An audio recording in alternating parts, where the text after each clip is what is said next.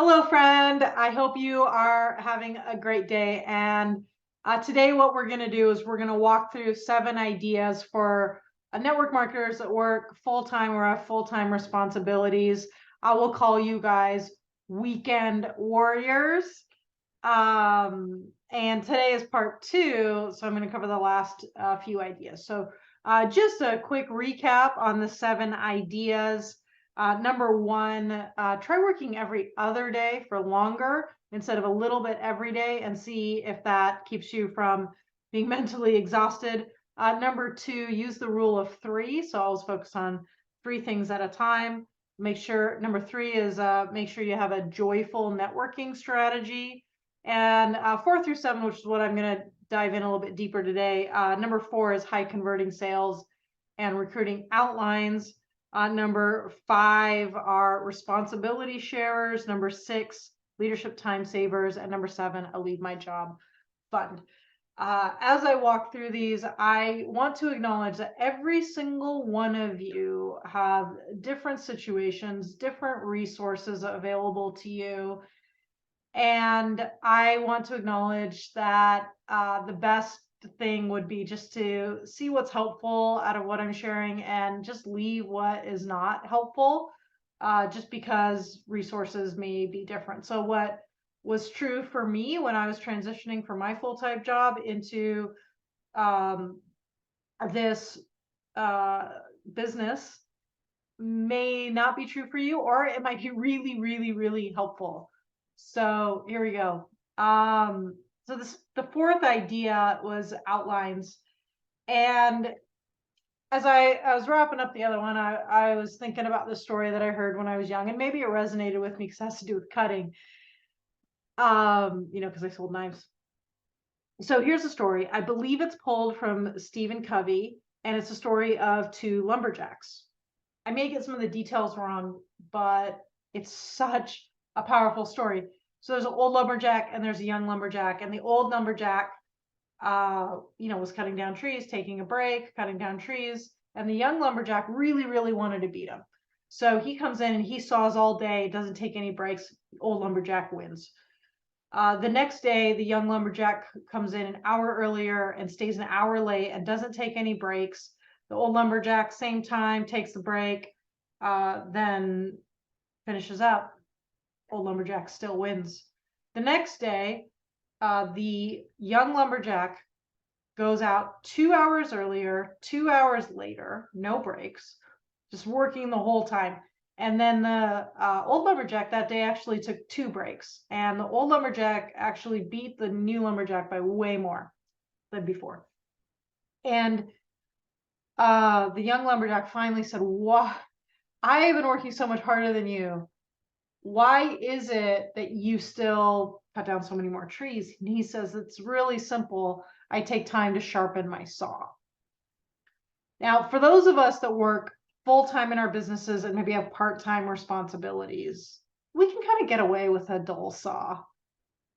However, if we have very limited amounts of time to cut down the same amount of trees, we have to spend an extra few minutes sharpening in order to make that work. It's kind of like when I was selling knives, that if you want to cook dinner faster, you need a sharper knife because you can cut all the things faster. And the thing that takes the most time is the cutting, not the actual cooking. And that made sense to a lot of people. And I think it makes sense here. And so there's a few outlines that we work with clients on that are really, really helpful. The first one is the sales conversation. So we walk through the agenda, the input, how to talk about the company, how to build value in the products, and which offers are going to create a more likely to the people more likely to buy. The second is the recruiting conversation, which is when you invite a business builder to learn, or potential to learn about the business. We want to have an agenda, gain input, talk about the company, what they would do, how compensation works, and what are the next steps. The third appointment is a wish list conversation. And this is a second appointment once a customer is purchased. And we go over additional goals, teach them how to order, make a wish list so they're empowered to order moving forward, show them how to earn free product, show them how to make money if they choose to. This secures a second order for your customer and also increases referrals and business builders. Those 3 outlines are absolutely critical to take customers through the customer journey. However, as we were talking about on a coaching call today, most people are just winging it. And when we wing it, our efficiency, our effectiveness, our motivation, our mental exhaustion, they all get out of whack. And it's not great, right? So the first big idea is to make sure that you have good outlines. Even if you don't work with us on your outlines, a really simple way to get outlines is record your next one-on-one and have it transcribed through a transcription service and turn that into an outline. So the next one you can just read from it and you don't have to think so hard and you know that it works.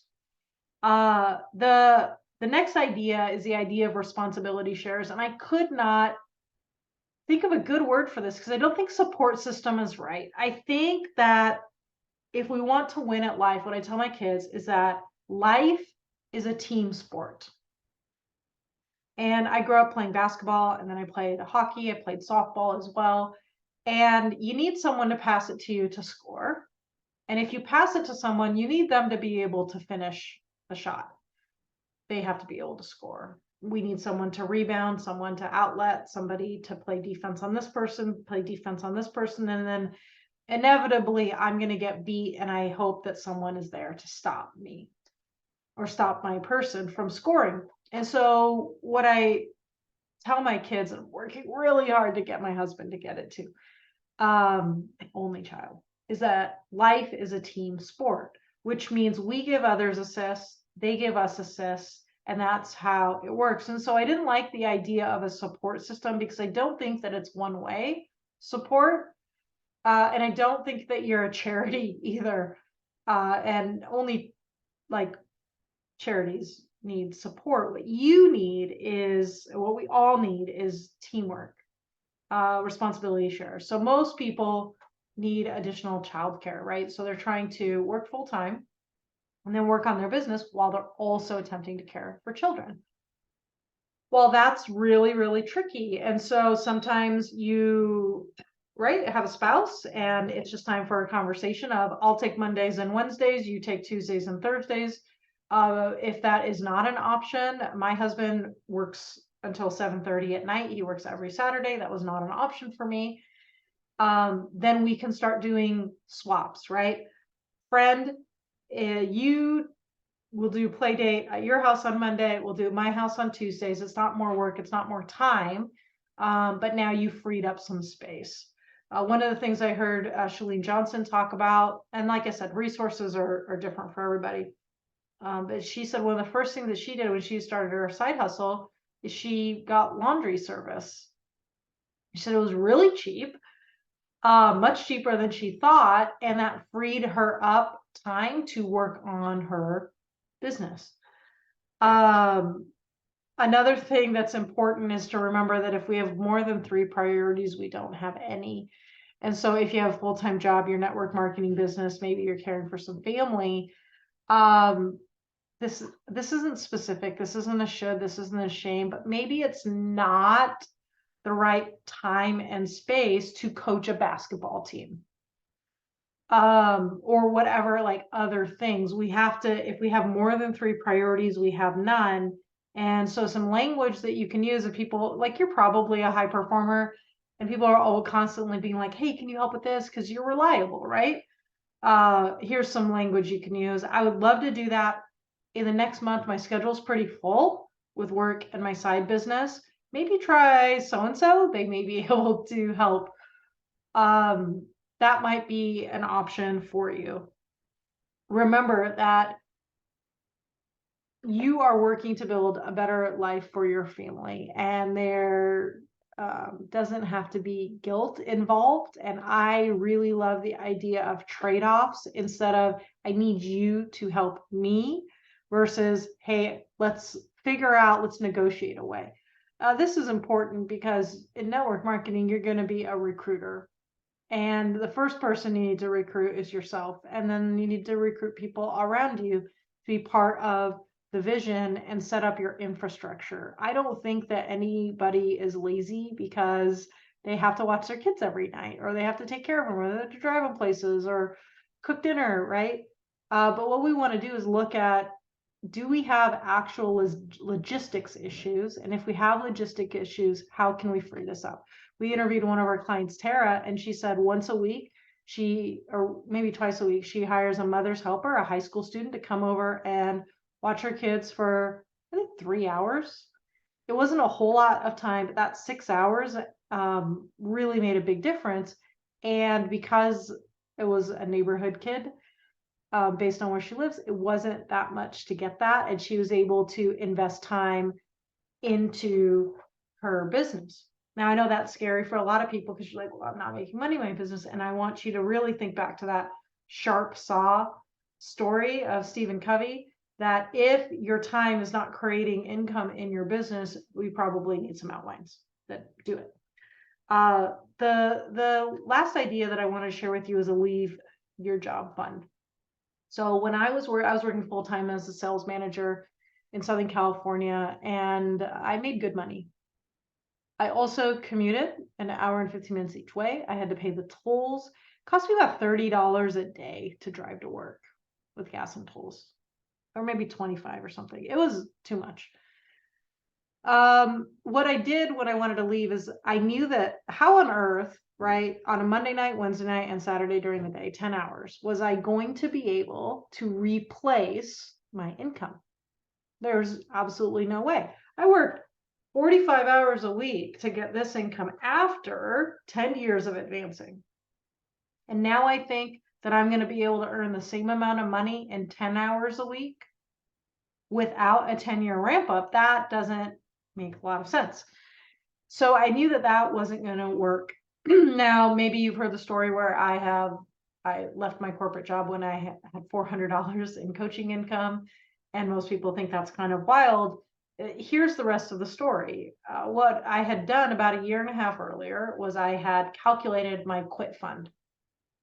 I didn't quit my job. It wasn't too hard for me. I didn't give up. I left my job. I left my job for a different future where I could have a bigger impact, work from home, be a more present parent, maybe even change the world a bit. So we calculated everything. We got our budget really, really lean. Then we calculated how much would cover 6 months of expenses. Maybe it was 12 months, 6 to 12 months of expenses if I didn't earn any money in my coaching practice. We took out taxes. We took out the commuting. We took out the lunches. We took out the additional savings that we were due. We calculated how much in tax we would pay on just Charlie's income, because that would cut our income more than half. At the time I made more. And so what we figured out is with a family of 4 on his income, we would actually pay not that much in taxes. And so it would just reduce our tax burden so low. We would have 1 kid that would not have to go to daycare.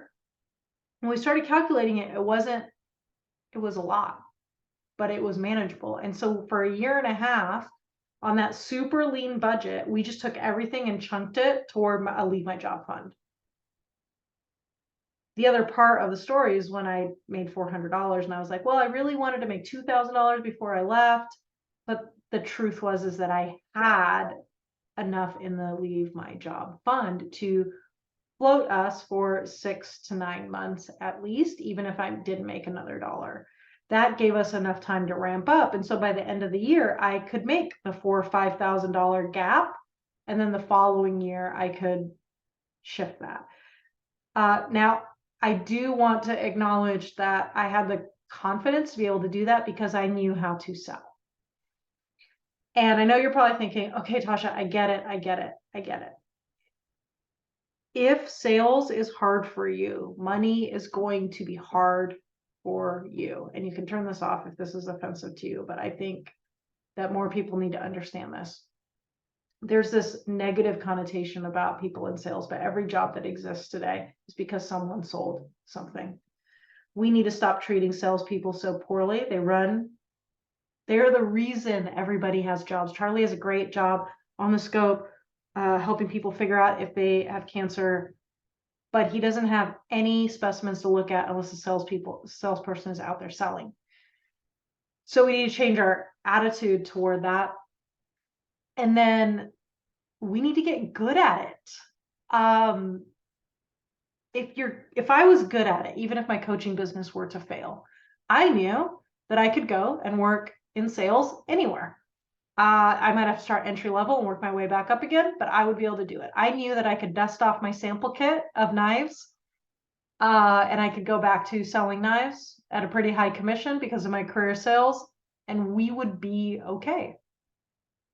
And a lot of my confidence came from the fact that not only did we financially prepare for me leaving my job, but from a skill perspective, we prepared for leaving my job. And I thought that was a really, really big part of it. We have been able to support our family the entire time. And we've certainly had ups and downs, like some really high income situations and some that, maybe ate into our savings a bit for a little while and then kind of steadied out. But I think being financially prepared and skill prepared and responsibility sharing prepared is really, really important. So those are my thoughts on some ideas for my full-time workers. I want to let you know that if you are doing it, we acknowledge you. I know it is invisible. We're proud of you for doing the work. We are proud of you for putting yourself out there. We're proud of you for having a dream. I do think it's helpful to figure out how much time you actually can commit and then work your goals from there.